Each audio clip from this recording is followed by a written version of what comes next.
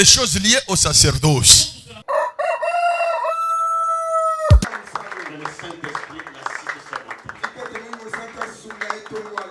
Amen. Merci beaucoup. Amen. Je bénis Dieu que je sois présenté par mon frère. Il est votre pasteur, il est votre père, mais pour moi c'est mon frère. C'est l'héritage que Papa Fumumba m'a laissé. Il m'a dit, Léon, je te laisse ton frère. Quel est ce frère? C'est Taboko Marius. C'est mon compagnon d'élite. C'est mon confident. Tu ne peux pas le critiquer à ma présence. Ça sera une grande erreur. Alléluia. Est-ce qu'on peut acclamer pour ça? Comprenez mon émotion. Nous courons derrière l'État. Je ne saurais pas vous appeler nommément compte tenu du temps. Merci beaucoup. Priez vous asseoir. Cantique des cantiques. Le chapitre 8, le verset 8. Là, c'est le fondement de la maturité. Dit Papa Aubin, c'est le représentant légal des assemblées de l'Église.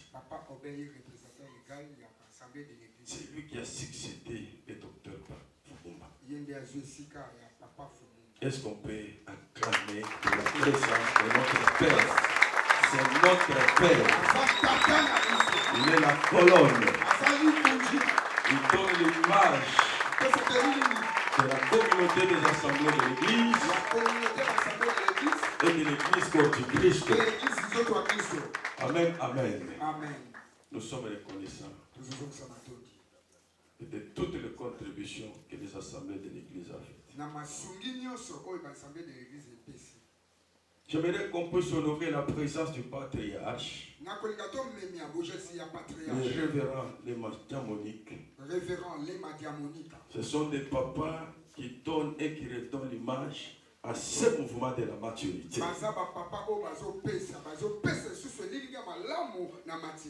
Il est l'un de ceux hommes qui soutiennent cette œuvre. Est-ce qu'on peut acclamer pour sa présence? Papa, nous vous sommes reconnaissants. Mais n'oubliez jamais la maturité. Merci beaucoup. J'aimerais élever les compagnons d'élite de notre Dati. Et là, j'invite le révérend Richard Kalonji pendant qu'il élève juste la main là où il est pour que l'auditoire puisse le voir. Les hommes qui ont nourri, qui ont donné la forme à ce mouvement. Et ils montaient et descendaient avec Dati.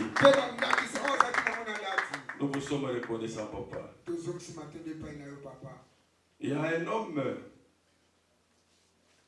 au milieu de nous. Il est aussi très cher pour moi. C'est le recteur. Kilango. J'aimerais qu'il lève le doigt là où il est. Comme ça, l'Assemblée doit les saluer. Applaudissons pour la gloire de Dieu.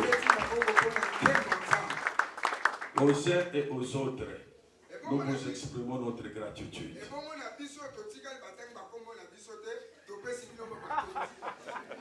La liste est non exhaustive. Comprenez mon émotion. Nous courons derrière les temps. Je ne saurais pas vous appeler nommément compte tenu du temps. Merci beaucoup. Priez vous asseoir. Cantique des cantiques. Le chapitre 8, le verset 8. Là, c'est le fondement de la maturité. C'est le texte de base. qui relève la notion de la maturité. La Bible dit, nous avons notre petite sœur, pour dire que la maturité, ce n'est pas l'affaire d'une personne. La maturité, c'est notre affaire. C'est votre affaire et c'est notre affaire. Cette petite sœur est dans quel état? La Bible dit, cette petite sœur n'a pas de mamelles. C'est-à-dire, elle est dans un état immature. Il n'a pas encore atteint la maturité. Alors Salomon, il descend par une strophe en disant, que ferons-nous de cette petite sœur si l'époux viendrait le prendre en mariage? Dans la typologie, mes bien-aimés, la petite sœur dont il est question, c'est l'église. C'est l'église par rapport à notre contexte. Parce qu'il y a lié de faire autant de variations par rapport à la petite sœur.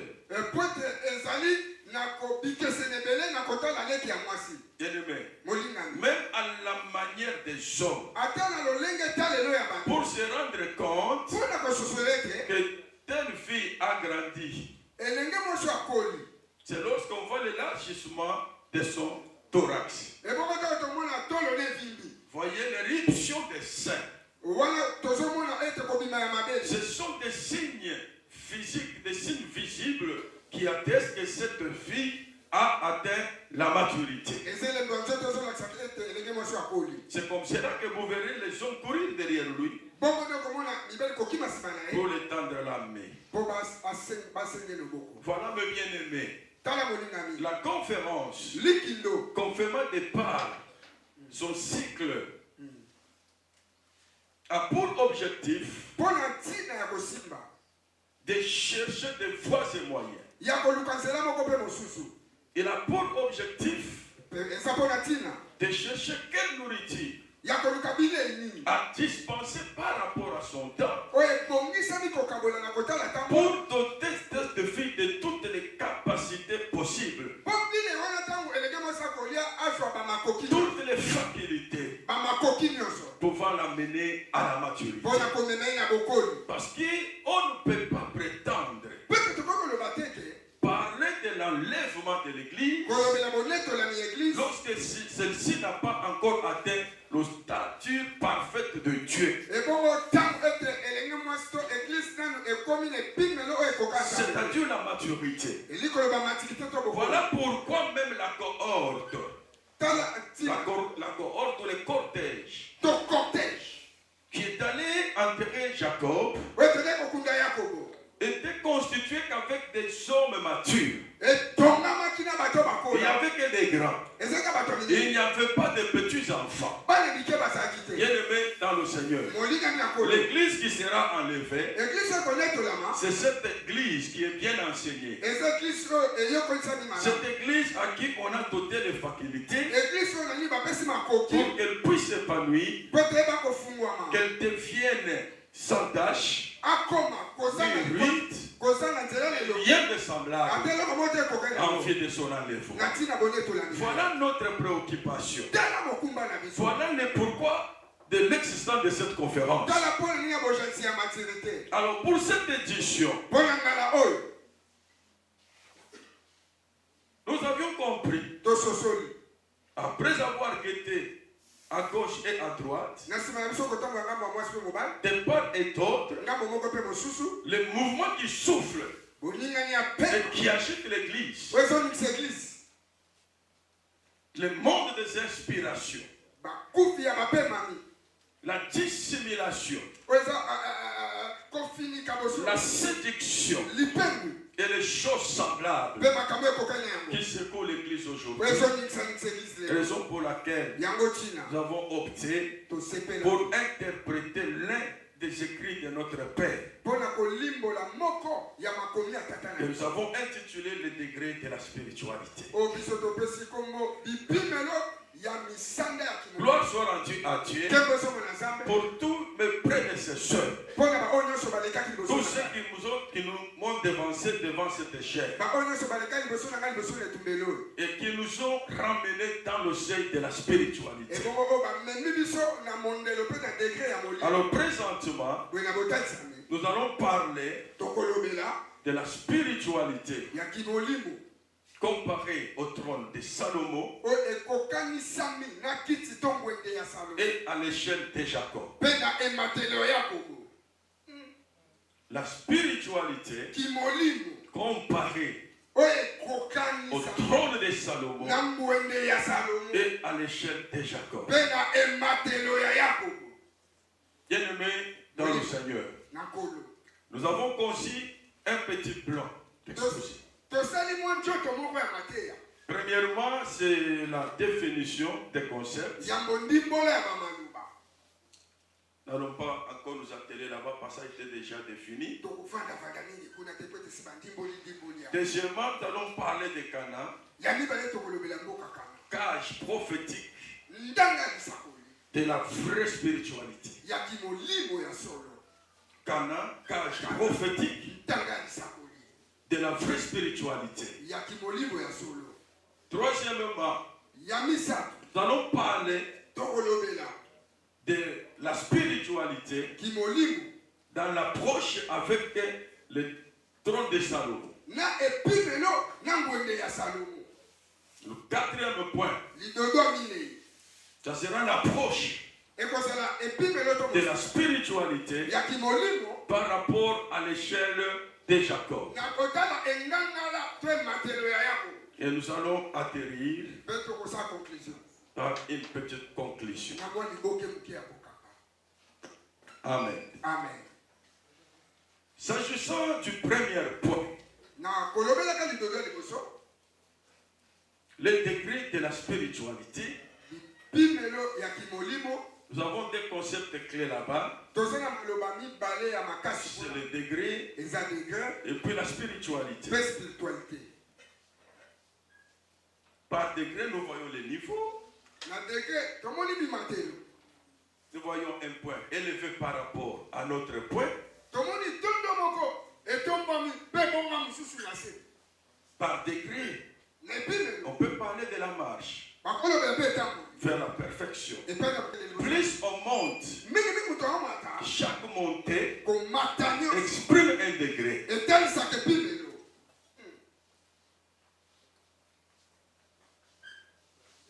Autrement dit, le degré de la spiritualité veut simplement parler de la marche vers la perfection.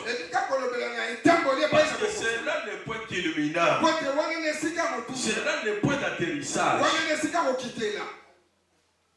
Si nous n'arrivons pas à atteindre ce point, nous n'aurons pas la récompense.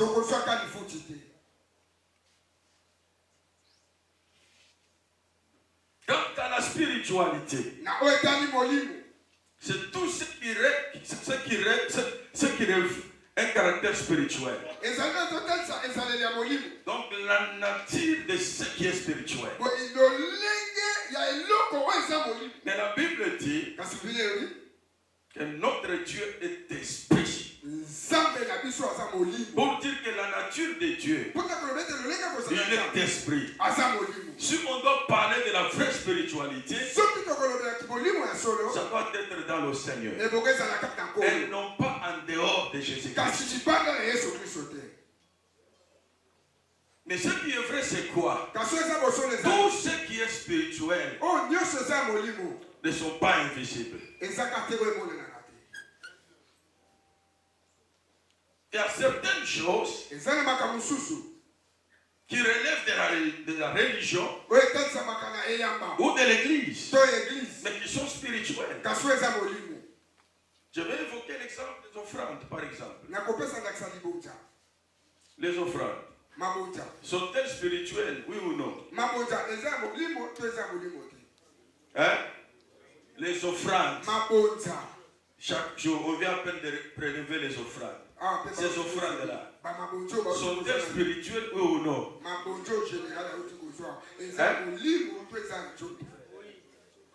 Hein? Mais je n'ai pas écouté. Elles sont spirituelles. Comment expliquer cela? Parce que ces offrandes sont visibles. Est-ce que vous comprenez? Parce que les offrandes, elles sont relatives à l'église. Ça révèle un caractère spirituel. Parce que c'est voué à l'œuvre de Dieu. C'est comme la chaise de l'église. Elle est physique, mais elle est spirituelle. Parce que Dieu l'a oint. Dieu oint pour tous les ustensiles dans nos assemblées. Vous les voyez physiques, mais ce sont des objets qui sont spirituels, qui nécessitent d'être protégés, gardés, et en quelque sorte sont des choses qui sont vouées à l'interdit.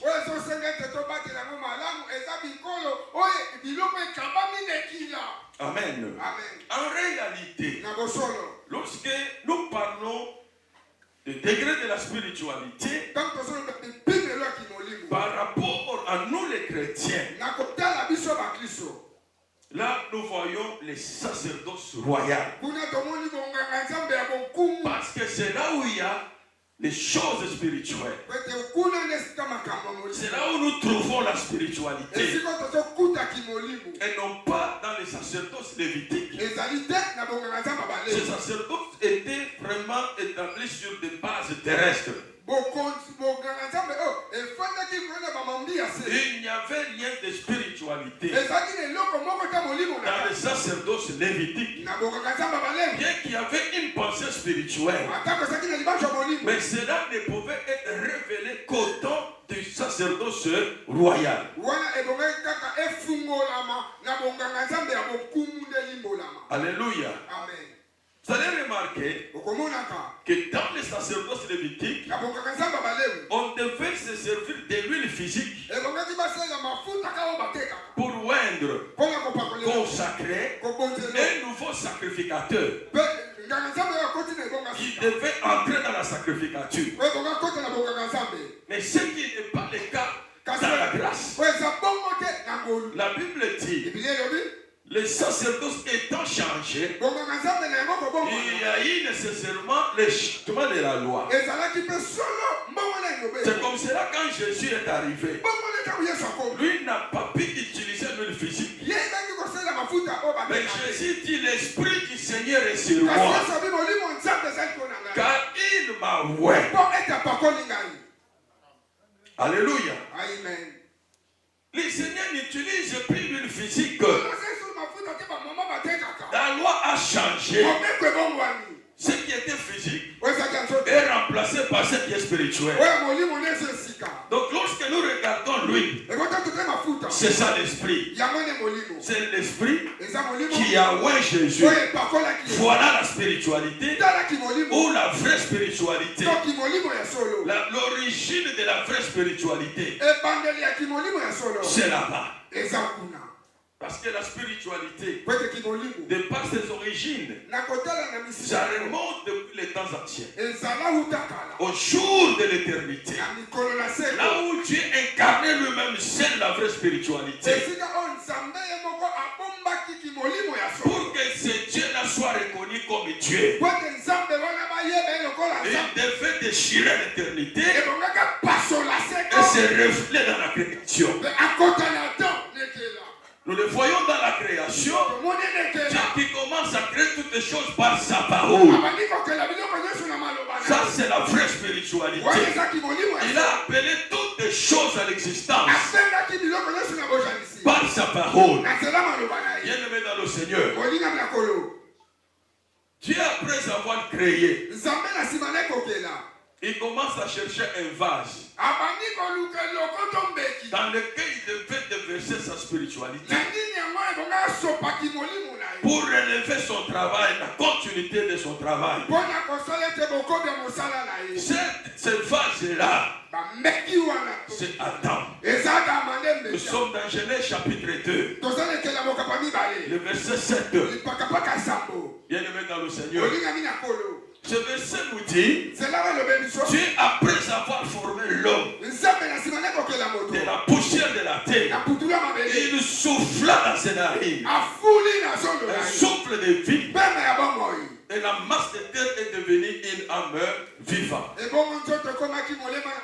lorsque vous interrogez Job, Job chapitre 32, le verset 8, il interprète le souffle de Dieu comme l'esprit.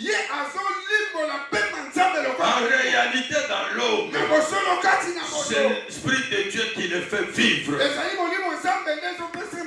Voilà, mes bien-aimés, Adam en tant que l'investissement de Dieu. Dieu a investi sa vraie spiritualité dans le vase qu'on appelait Adam. Vous savez,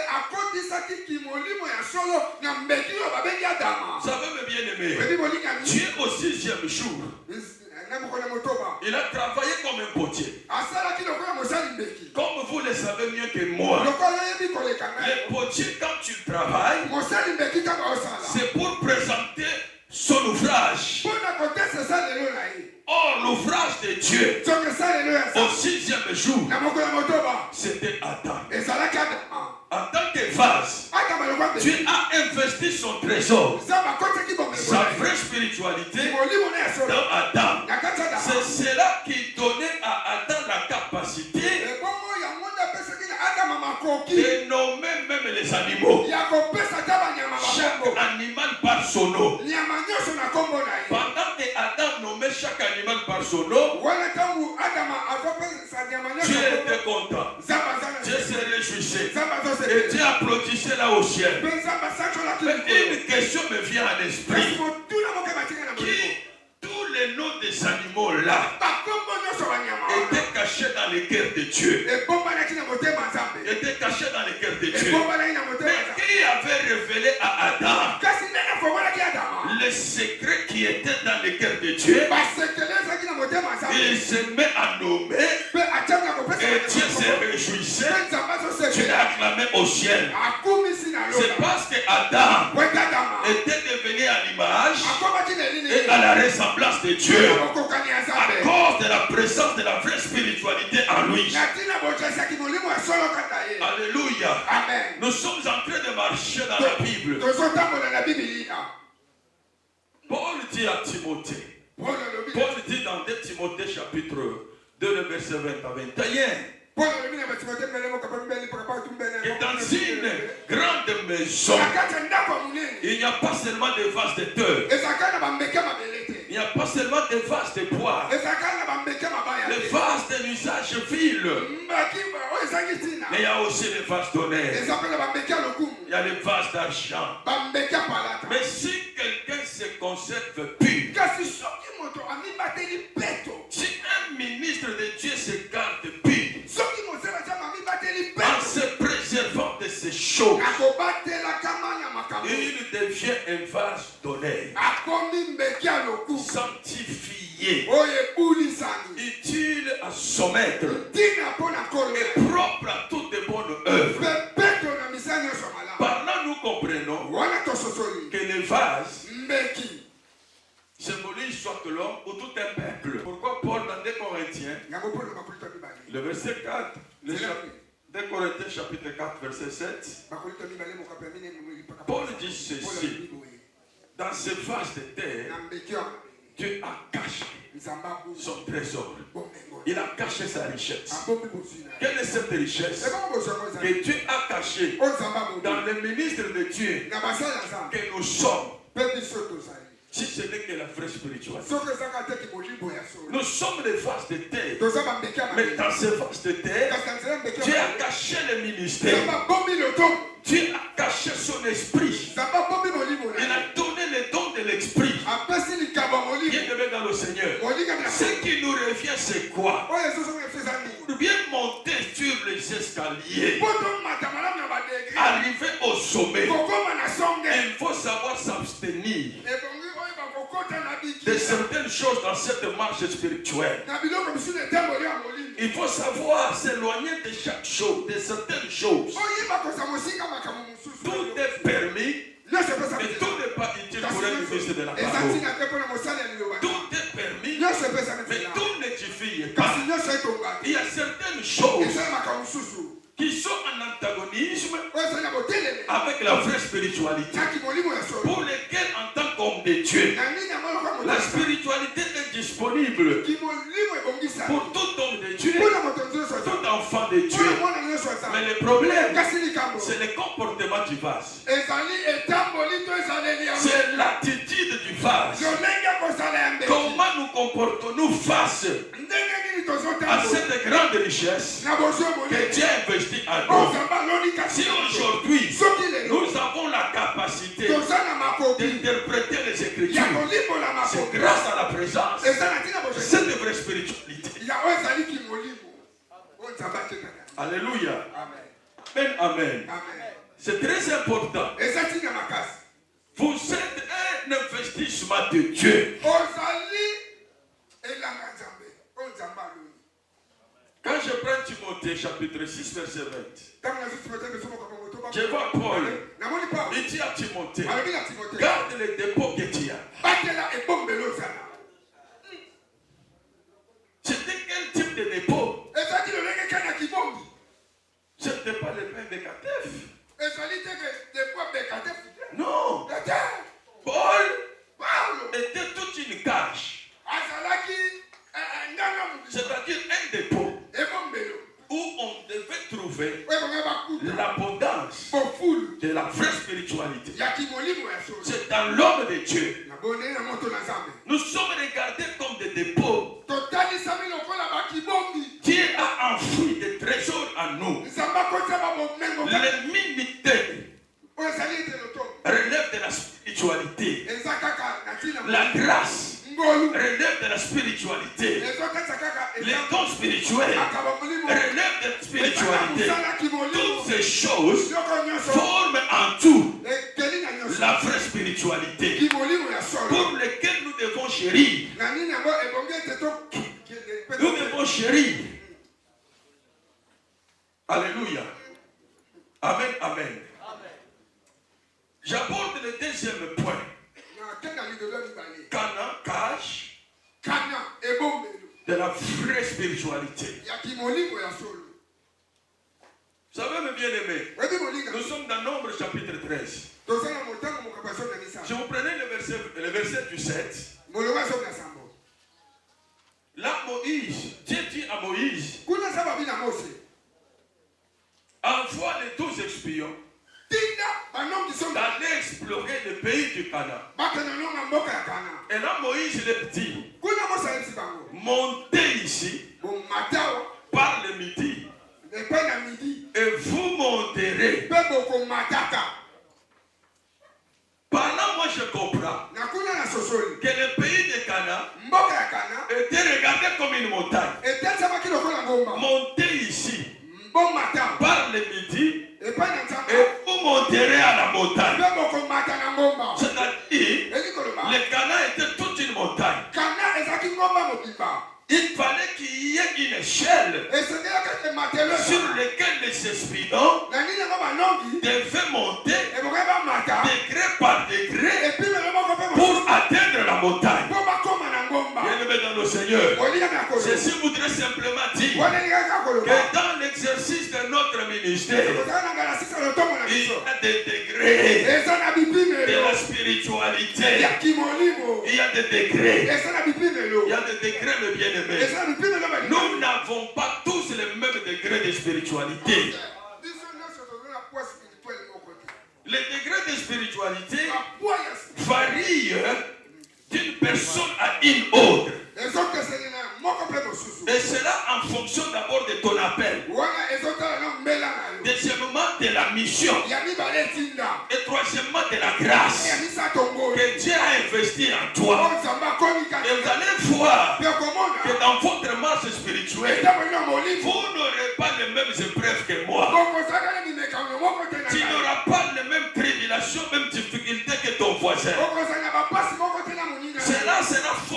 de son appel, fonction de sa mission et fonction de sa grâce. Voilà pourquoi, si vous prenez quelqu'un comme Moïse, Moïse, son épreuve, c'était de terrasser Pharaon pour libérer le peuple. Mais quant à David, il fallait terrasser les lions, il fallait qu'il puisse renverser l'ours et enfin qu'il vienne avaler Goliath. Est-ce que vous me comprenez? Les épreuves n'étaient pas identiques. Étant donné qu'ils n'ont pas reçu tous le même appel, ils n'ont pas reçu la même mission et ils n'ont pas tous reçu la même grâce. Alléluia. Amen. Amen. Nous sommes sur le Canaan. Canaan, c'est un héritage que Dieu a donné à Abraham et à sa postérité. L'héritage du monde sera donné à Abraham et à sa postérité. Et non pas à ses postérités. La postérité dont il est question, c'est la personne de Jésus-Christ. Mais la Bible dit que les espions et tout le peuple d'Israël, personne d'entre eux n'était pas encore monté au Canaan. Amen, amen. Comme ils étaient dans le désert, au niveau de Kadesh Barnea, là ils étaient loin du Canaan. C'est que l'apôtre Paul a dit que dans cette chair, nous sommes loin de Dieu. Nous sommes loin de Jésus. Alléluia. Amen. Pour convaincre le peuple d'abandonner le monde et d'espérer en Jésus, il faudrait que les espions, bien-aimés, qu'ils deviennent du Canaan avec les fruits. Il faut qu'ils reviennent avec les fruits. Bien-aimé, il devait monter parce que la promesse était faite que Israël doit quitter l'Égypte. Dans sa marche, il doit monter certains degrés de spiritualité jusqu'à prendre possession du Canaan. Mais vous allez voir que Israël n'est pas sorti de l'Égypte et entré au Canaan directement. Mais il a choisi la voie des campements. Donc les campements là, sur le plan prophétique, c'est regardé comme le degré de la spiritualité. Parce qu'à chaque campement, il y avait une réalité. À chaque campement, il y avait une instruction. Alors, il y a possibilité de tirer une vérité dans l'instruction pour votre salut. C'est comme cela qu'Ades Barnea, c'était tout un degré qui n'était pas loin du Canaan. Et le peuple doit s'arrêter là-bas. Il fallait qu'il soit convaincu, malgré la présence de fils d'Anak, malgré la présence des géants. Le Canaan c'est un bon pays. Le Canaan c'est un bon pays. Le Canaan c'est toute une cage. C'est tout un dépôt où on peut trouver l'abondance de la vraie spiritualité. C'est au Canaan. Bien-aimé, écoutez-moi. Quand les espions sont allés, au nombre de 12, ils se sont divisés en deux. Il y a un groupe de 10 et il y a un groupe de 2. Josué et Caleb. Vous savez, le chiffre départ du témoignage. Le chiffre départ de la grâce. La grâce c'est l'enseignement. Et la grâce c'est un homme. C'est Jésus. C'est là que tu purifies l'œuvre du ministère.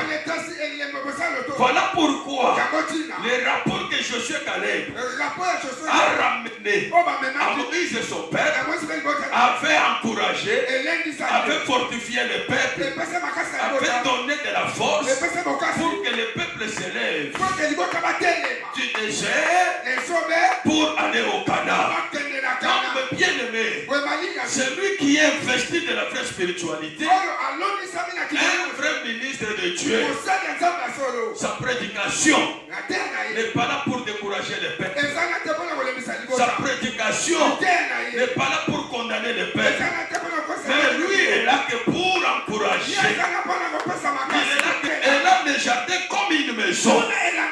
Donc la maison était toujours construite par un architecte. Qui est cet architecte qui avait construit le jardin des terres? La Bible dit c'est Dieu lui-même. Et lorsque l'église, c'est la maison de Dieu. Donc, mes bien-aimés, le véritable architecte qui a bâti l'église, c'est Jésus lui-même. Il a dit dans Matthieu, le chapitre 16, le verset 13 à 18, il dit sur cette pierre, je bâtirai mon église. Sur cette pierre, bien-aimé dans le Seigneur, je bâtirai. Pour dire, l'architecte de l'église, ce n'est pas le pasteur. Pour qu'il fasse n'importe quoi, pour qu'il dise n'importe quoi. Nous sommes au temps du soir. Attention de pisser sur Esther. Attention de pisser sur Esther. Voilà pourquoi Esther, on devait la mettre sous la garde des eunuques.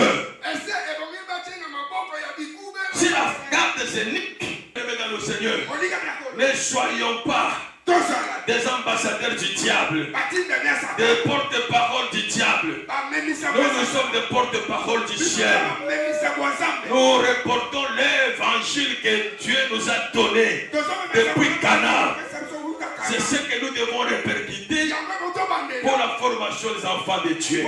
Bien-aimés dans le Seigneur, la Bible dit, Jacob, arrivé dans un lieu, il a dû passer nuit là-bas parce que le soleil était couché.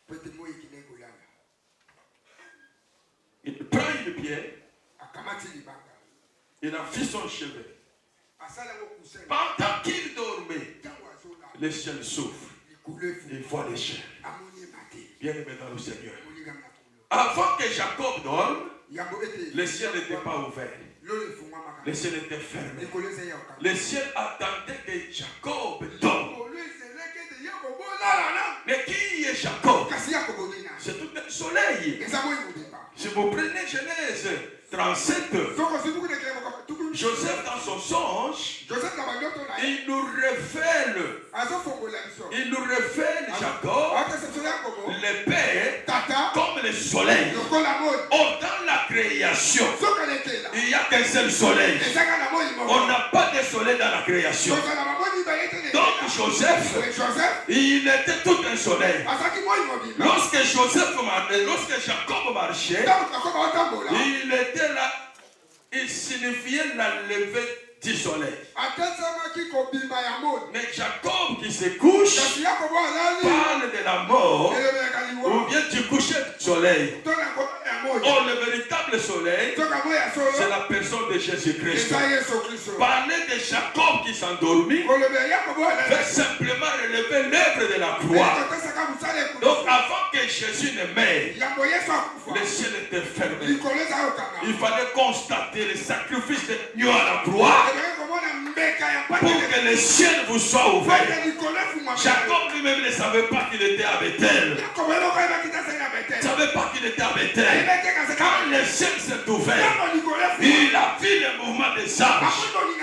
Bien-aimé dans le Seigneur, Jacob a crié.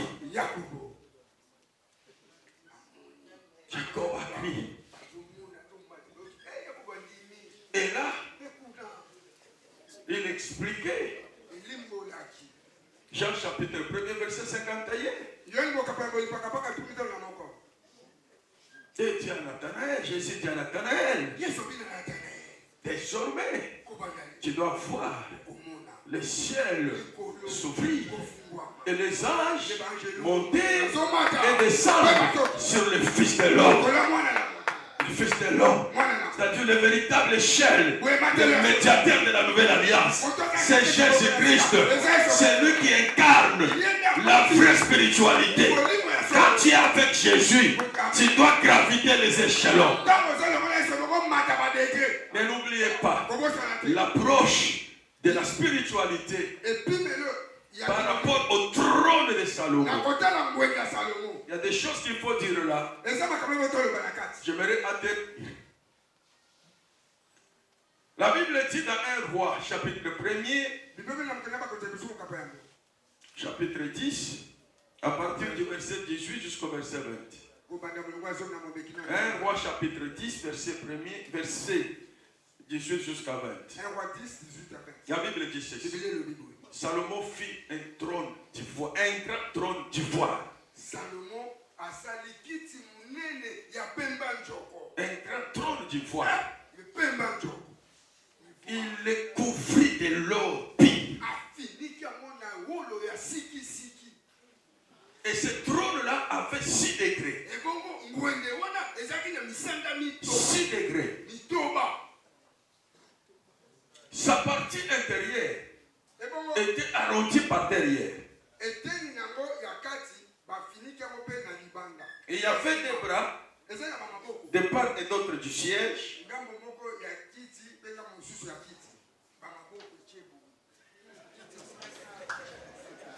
Il y avait des lions de part et d'autre des bras du siège.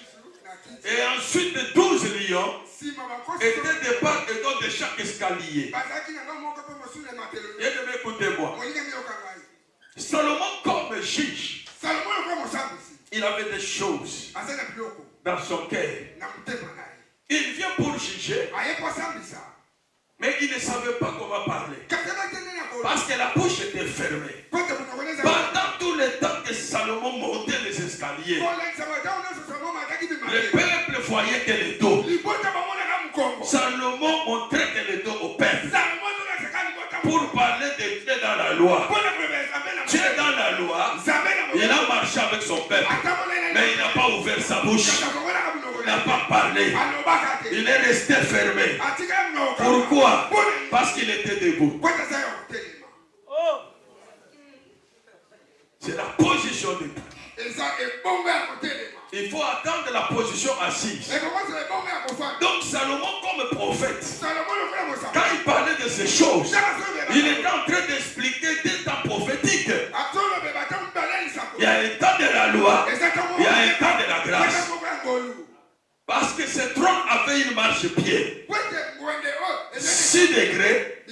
Et le 7e degré, c'est là où il y avait le trône. C'est là où il y avait le trône. Il fallait que Salomon escalade, qu'il arrive jusqu'au 7e degré, là où il y a le trône. Quand Salomon s'assoit, c'est ainsi que le peuple devait voir son visage. Pendant le temps qu'il montait, personne. Voilà pourquoi même Moïse, il a désiré voir la gloire de Dieu. Dieu lui dit non, je vais passer et tu me verras par le derrière. Pourquoi? Il attendait le temps de la grâce.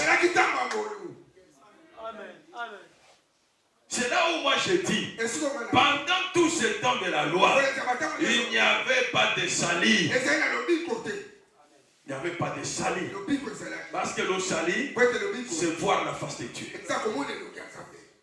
Le salut n'est pas relatif au dos. Il n'y a pas eu du salut pendant le temps de la loi.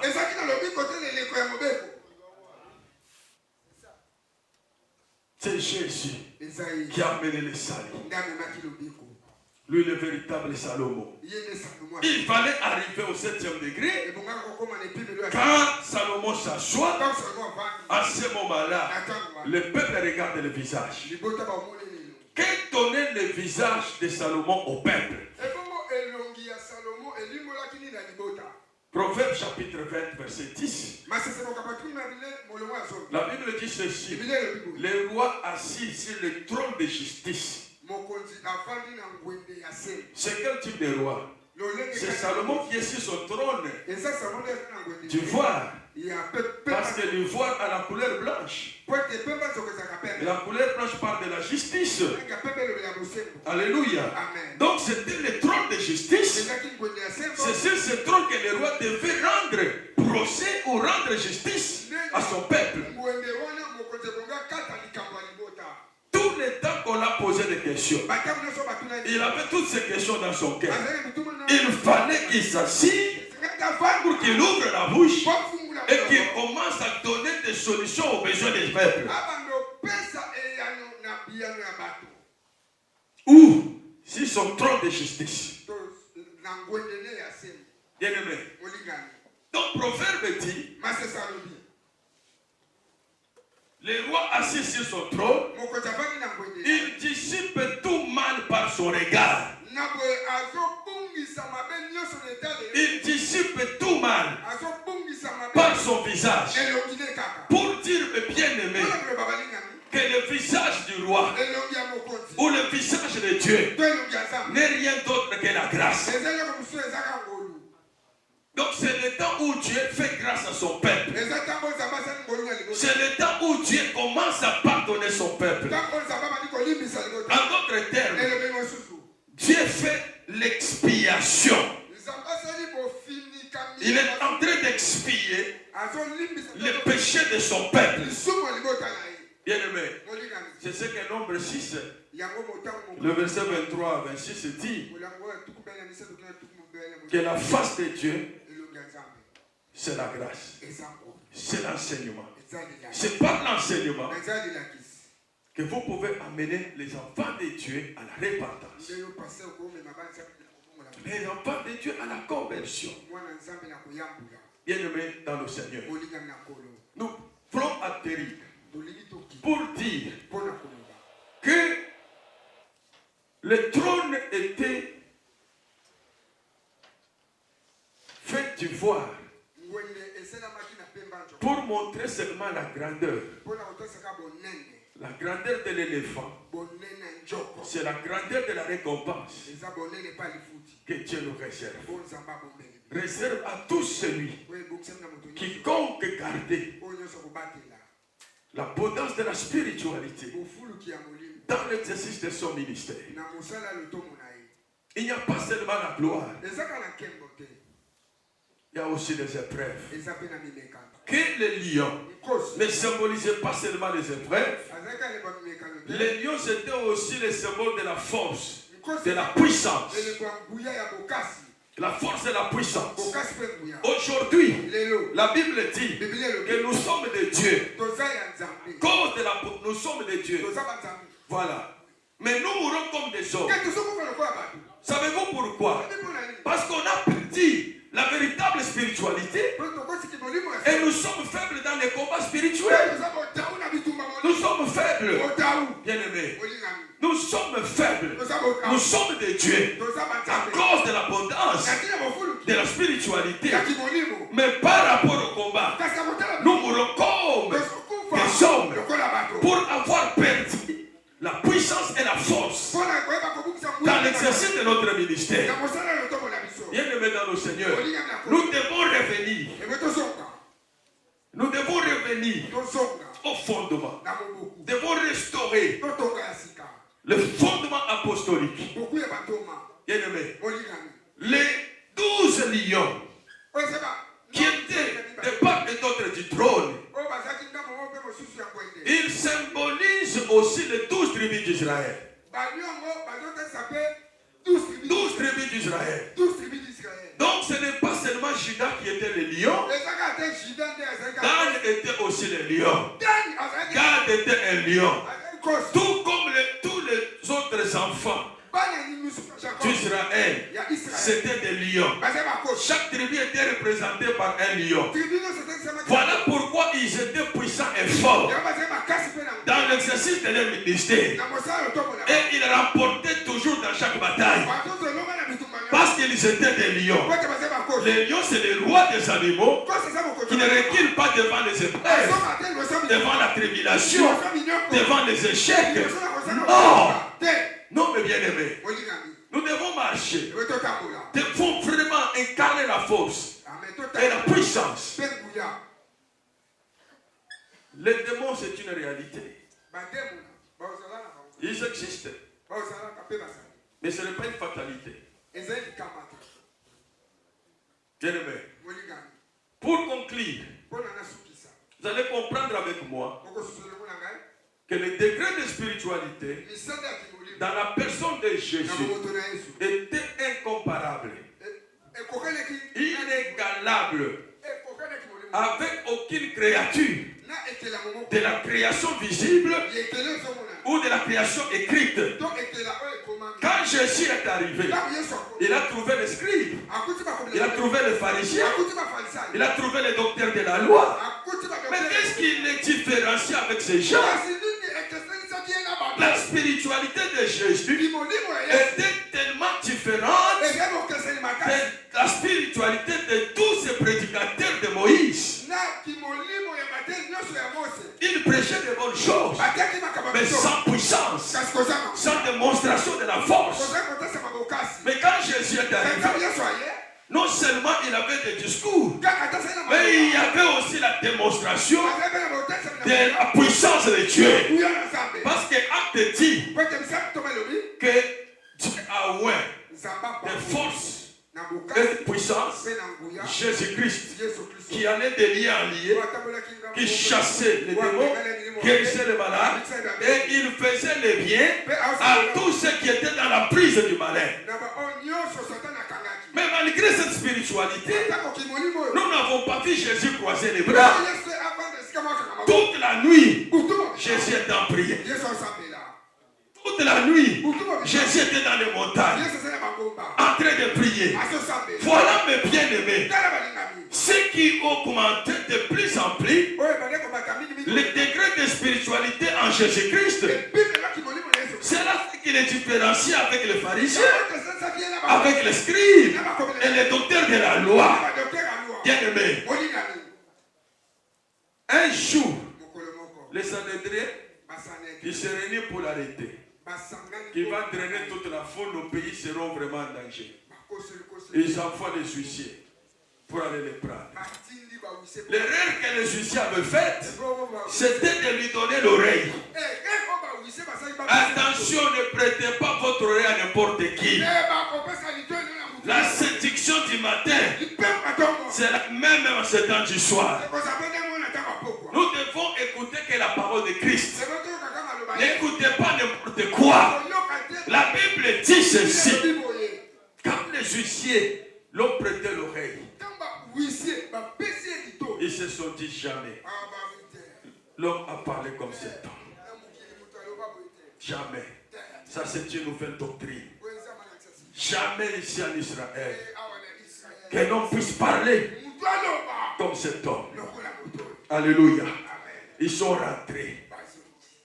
Quand les principaux sacrificateurs les ont vus, ils les ont posé la question. Même vous aussi. Cet homme vous a séduit. Alléluia. Amen, amen. Donc il y a la séduction dans le vrai sens qui se fait par Jésus. Et dans sa continuité, c'est au travers de toi et moi, par la vraie parole, nous séduisons Israël de quitter Kadesh Barnéa pour entrer au Canaan. Notre véritable Canaan, c'est la vie éternelle. Amen, amen. Mais la mauvaise séduction, c'est celle qui se fait par les diables, par les serpents. Mais vous et moi, avec cette vraie spiritualité que Dieu vient de nous revêtir, allons séduire. Allons séduire tous ceux qui sont dans les faux cultes, tous ceux qui sont dans le culte de Moïse, tous ceux qui sont dans les fausses religions. Nous devons aller les séduire avec la vraie parole pour les ramener à Jésus, qui est le véritable culte, l'objet de notre adoration. Parce qu'il est écrit, il est temps Que les vrais adorateurs adorent Dieu en esprit en vérité. Que le Seigneur bénisse à vous.